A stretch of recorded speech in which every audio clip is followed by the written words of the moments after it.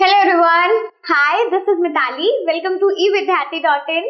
चलिए स्टार्ट करते हैं, इसके आगे मूव करते हैं अपने फ्री फॉल के कॉन्सेप्ट के साथ। ठीक है, सो क्या है, अब यहाँ पर मैं उसे किस तरीके से आपका ग्रेविटेशनल कांस्टेंट प्लस फोर्स के साथ रिलेट करने वाली हूँ, वो आपको देख के काफी इंटरेस्टिंग लगेगा। ठीक है, सो एक बार यहाँ से फॉलो करते हैं और इसे समझते हैं। So by Newton second law of motion we know force is equals to mass into acceleration. तो हमने अपने पहले फोर्स वाले चैप्टर में भी पढ़ा है कि न्यूटन का सेकेंड लॉ हमें क्या कहता है कि force is always equals to the mass of a body and the acceleration it produces. ठीक है, सो यहाँ पर the force due to gravitation will be equal to the product of mass and acceleration due to gravity. तो अगर हम अपने इसी case में बात करें, whenever we are throwing any object towards the earth, तो अगर मैं उसी केस की बात करूं तो क्योंकि वहां पर जो एक्सेलरेशन प्रोड्यूस हो रहा है that is due to the gravity, इसलिए हम उसे क्या कह सकते हैं, प्रोडक्ट ऑफ मास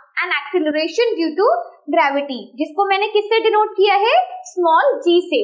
तो यहाँ पर मेरे पास एक इक्वेशन बनती है that force is equals to mass into acceleration. ठीक है, यहाँ तक आपको समझ आया। नाउ अब इसी तरीके से हमने यूनिवर्सल लॉ ऑफ ग्रेविटेशन भी इससे पहले ही पढ़ा है। तो यूनिवर्सल लॉ ऑफ ग्रेविटेशन से हमने फोर्स का क्या कॉन्सेप्ट पढ़ा था, force is always equals to the gravitational constant and mass of product of both the masses of the objects plus the distance between them. तो डिस्टेंस का हम square लेते थे। ठीक है, सो हमने जब ग्रेविटेशनल कांस्टेंट को पढ़ा है तो ग्रेविटेशनल कॉन्सेप्ट में हमने फॉर्मूला, जो हमने फोर्स का फॉर्मूला क्या पढ़ा है कि जो भी हमारे पास दो ऑब्जेक्ट्स है उनके जो मासेस का प्रोडक्ट हम कर देते हैं plus the distance between their centres. ठीक है, तो अगर आप यहाँ से देखेंगे, यहाँ से मैं एक बार आपको एक्सप्लेन करती हूँ कि फॉर सपोज मेरे पास यही एक ऑब्जेक्ट है, इसी को हम इमेजिन करके चलते हैं कि भाई यहाँ पर मेरे पास एक बॉल है और ये हमारी जो है अर्थ के सरफेस पे आ रही है, तो हम इसे अर्थ का सरफेस मान लेते हैं। ठीक है, प्लस अगर ये यहाँ पर कहीं हमारे पास अर्थ का सेंटर है, तो ये अर्थ का सेंटर हो गया।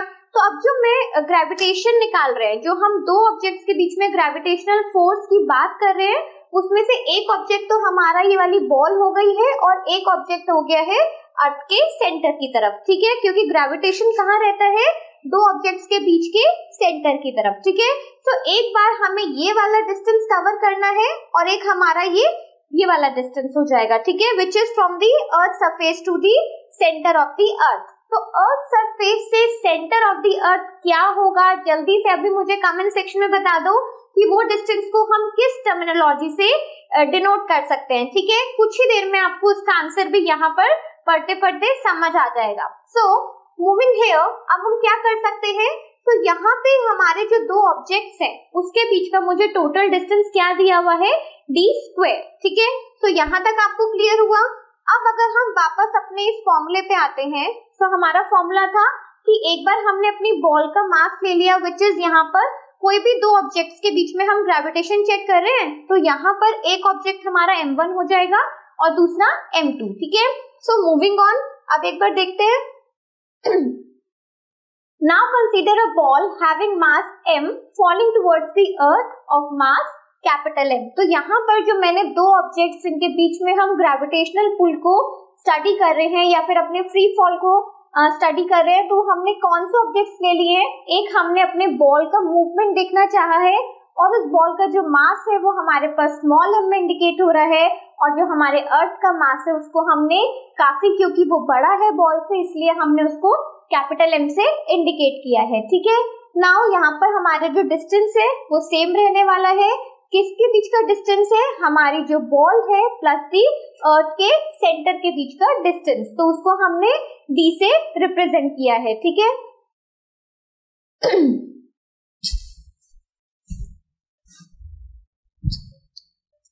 सो दोनों ही इक्वेशंस को, एक इक्वेशन हमने जो F इक्वल्स टू mg बनाई थी और सेकंड इक्वेशन आपके सामने है, इन दोनों इक्वेशंस को हम क्या कर रहे हैं, कंपेयर कर सकते हैं। ठीक है, सो ऑन कंपेयरिंग हमारे पास क्या आने वाला है, mg is equals to g m into capital M upon d का स्क्वायर। अब यहाँ पर हमें क्लियरली दिख रहा है कि हम जो अपने बॉल है उसके मास को कैंसिल आउट कर सकते हैं। सो हमारे पास स्मॉल g का एक नया फॉर्मूला आ गया यानी कि जो हमारी ग्रेविटेशन थी, एक्सेलरेशन ड्यू टू ग्रेविटी जो था वो क्या आ गया है, कैपिटल G m/d का स्क्वायर। तो ये फॉर्मूला हमें याद रखना है। अब ये हमारे पास किसका फॉर्मूला है, एक्सेलरेशन ड्यू टू ग्रेविटी का फॉर्मूला सामने आ गया है। सो व्हाट इज दिस, एक बार यहाँ पर सब चीजों को देखते हैं। We have G is equals to gravitational constant into mass of the earth upon D का square, और D square यहाँ पर क्या है, the distance between the ball and the center of the earth, ठीक है। So acceleration due to gravity G denote करता है, कैपिटल G हमारा gravitational proportionality constant हो गया है, एंड कैपिटल M हमने देखा ही है कि किस तरीके से हमारी बॉल वो कैंसिल आउट हो गया है, और यहाँ पर हमारे पास मास ऑफ द अर्थ आ गया।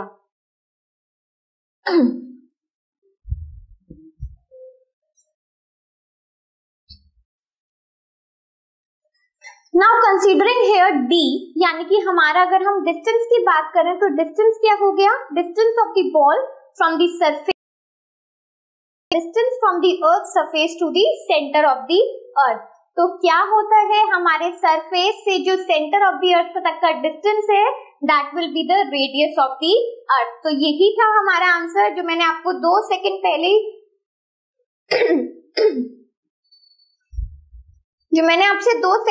यहाँ पर क्वेश्चन पुट अप किया है कि कौन सा हमारे पास वो डिस्टेंस आने वाला है। तो एक बार यहाँ से देखते हैं। फॉर सपोज हमारे पास एक तो डिस्टेंस हो गया जो बॉल से अर्थ के सरफेस का है, और उसके बाद हमारे अर्थ के सरफेस से अर्थ के सेंटर तक का डिस्टेंस। तो ये डिस्टेंस हमारा कहलाया जाएगा capital R, that means the radius of the अर्थ, और इसको हम स्मॉल r से इंडिकेट कर सकते हैं, ठीक है।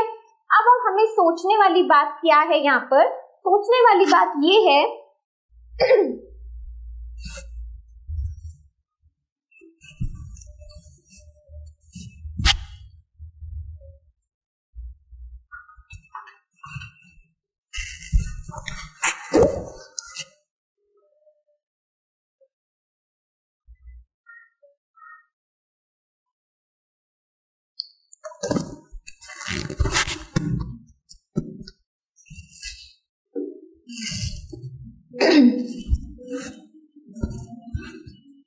तो यहाँ पर सोचने वाली बात क्या आती है, सोचने वाली बात ये आती है कि आपका जो बॉल का डिस्टेंस हमारे अर्थ के सरफेस से, यानी कि अगर टेरेस से बॉल को फेंका गया है तो ऊपर से हमारी जमीन जहां पर हमारा बॉल आके रुका है, क्या वो डिस्टेंस ज्यादा होने वाला है, या फिर अर्थ के सरफेस से अर्थ के रेडियस, अर्थ के सेंटर तक का डिस्टेंस ज्यादा होने वाला है। तो डेफिनेटली यहाँ पर आंसर क्या होना चाहिए कि अर्थ के सरफेस से अर्थ के सेंटर तक का जो डिस्टेंस है, विच इज रिप्रेजेंटेड हियर, ये वाला जो डिस्टेंस है, हालांकि वो हमारी पिक्चर में शो होना बहुत मुश्किल बना लूं, वो डिस्टेंस कवर अप नहीं हो पाएगा, राइट। तो इसलिए हम क्या बोल सकते हैं कि जो हमारा रेडियस ऑफ द अर्थ है, यानी कि अर्थ के सरफेस से अर्थ के सेंटर तक का जो डिस्टेंस है वो काफी बड़ा होता है, और इसी वजह से हम इस वाले डिस्टेंस को, which is very small compare to the earth radius, क्या करते हैं, नेग्लेक्ट कर देते हैं, ठीक है, इसको हम कंसीडर नहीं करेंगे। तो मूविंग ऑन, एक बार हम यहाँ पर देखते हैं कि किस तरीके से हमने चेंजेस करे हैं। तो हमारे पास क्या था कि now earth radius is very much greater than the distance of the ball from the earth surface. तो रेडियस से मैंने आपको अभी यही समझाया है कि अर्थ के रेडियस काफी बड़ा है सरफेस से हमारे टेरेस तक के डिस्टेंस से, ठीक है। So therefore we will only consider the radius of the as the distance, ठीक है। तो हम सिर्फ रेडियस को ही डिस्टेंस की तरह मान के चलेंगे, और अपने पहले वाले यानी कि हमारे बॉल के जो टेरेस से जहां से उसे थ्रो किया गया है, वहां से अर्थ के सरफेस तक का जो डिस्टेंस है उसको क्या कर देंगे, उसको नेग्लेक्ट कर सकते हैं, ठीक है। So here G is equals to capital G, which is the gravitational constant upon mass of the earth upon R का स्क्वायर, और यहाँ पर हमारा R क्या है, R is the radius of the earth, ठीक है। तो आपको समझ आया किस तरीके से हमारे पूरे फॉर्मूले में हम कहाँ से उसको लेके चले थे और कहाँ तक हमारे फॉर्मूले में मॉडिफिकेशन आ गया है, ठीक है। सो यहाँ पर एक आपको याद रखने वाला पॉइंट आता है, now value of G is greater at poles than at the equator, since radius of earth increases as poles, तो यहाँ पर इन्होंने हमें ये बताया है कि जो भी हमारा जी का वैल्यू निकलेगा, ठीक है, उसको भी अभी हम फाइंड आउट करेंगे कि हम किस तरीके से, अगर सभी फॉर्मूले के अंदर सभी वैल्यूज को पुट कर दिया जाए तो हम अपने कैप स्मॉल जी यानी कि एक्सेलरेशन ड्यू टू ग्रेविटी को फाइंड कर सकते हैं। बट पॉइंट हियर इज कि जो आपका वैल्यू है जी का वो थोड़ा सा चेंज होता है। कहाँ पर चेंज होता है? पोल्स की तरफ। वाई? बिकॉज इक्वेटर और पोल्स की डायरेक्शन में और उसकी शेप में चेंज आ जाता है।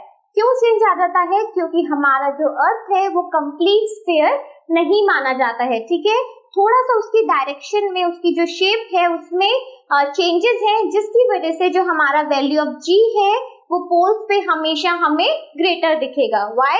Because radius of earth increases as poles, ठीक है, तो हमारा जो रेडियस ऑफ मतलब रेडियस है हमारे अर्थ का वो पोल पे थोड़ा सा इंक्रीज हो जाता है as compared to the equator of the earth, ठीक है।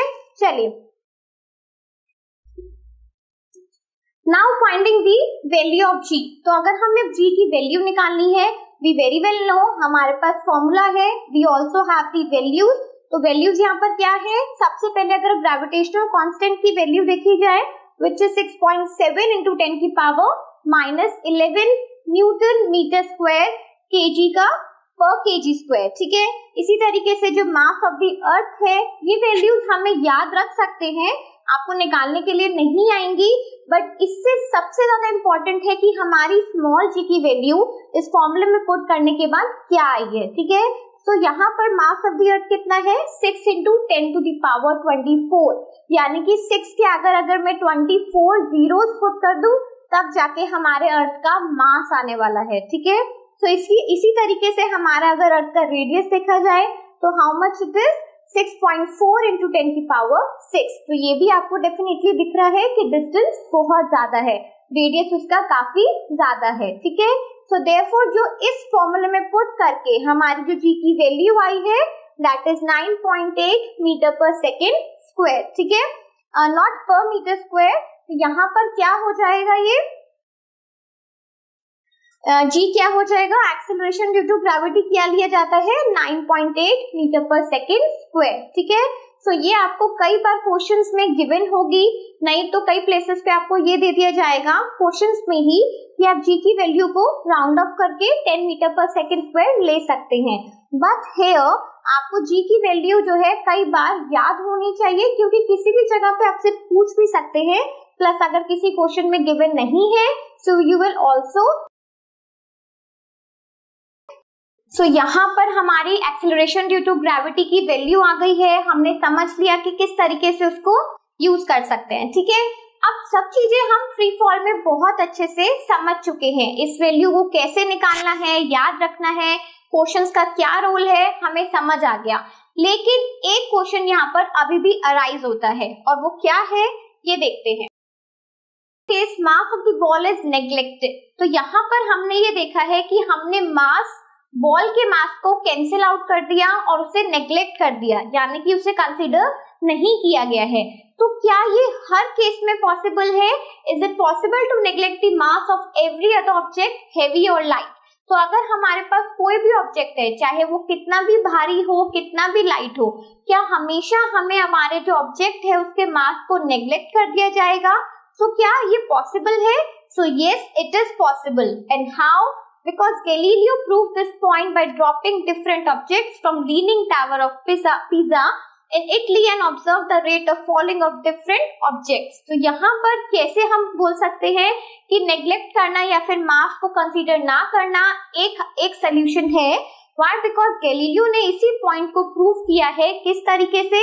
जो लीनिंग टावर है इटली में, लीनिंग टावर ऑफ पिज़ा, उसको उससे ऑब्जेक्ट्स को, अलग अलग ऑब्जेक्ट्स को थ्रो करके देखा और यहाँ पर उनका जो डिफरेंट रेट था, उनके डिफरेंट रेट को कंक्लूड किया गया, ऑब्जर्व किया गया। सो यहाँ पर उनसे क्या कंक्लूजन आता है? The acceleration experienced by different objects during free fall is independent of their masses. तो उन्होंने जब अलग अलग ऑब्जेक्ट्स को फॉल करके देखा तो उनको ये समझ आया कि अगर हम कोई भी ऑब्जेक्ट ले, चाहे कितना भी वेराइटी हो, but every time when we are throwing they are independent of their masses. तो उनके एक्सेलरेशन ड्यू टू ग्रेविटी में जितना भी फर्क आ रहा है, एक्सेलरेशन जितना भी वो ऑब्जेक्ट्स एक्सपीरियंस कर रहे हैं, उसमें उनके मास का कोई हाथ नहीं है। ठीक है, इस तरीके यहाँ पर मैं आपको एक कंट्रास्टिंग सा एग्जांपल दे सकती हूँ। फॉर सपोज आप अगेन अपने टेरेस से अगर एक बॉल को फेंक रहे हैं, लेकिन और साथ ही आप किसी पेपर को थ्रो कर रहे हैं। ठीक है, सो क्या उनमें भी उनके मासेस का कोई रोल नहीं है? और अगर मासेस का रोल नहीं है तो क्या रीजन है कि जिस वजह से वो अलग अलग टाइमिंग्स पे नीचे फॉल करेंगे? ठीक है, so you have to think about it और मुझे कमेंट सेक्शन में जरूर बताइएगा। For the next video I will discuss the answer. ठीक है, so up till then keep planning, keep watching, bye.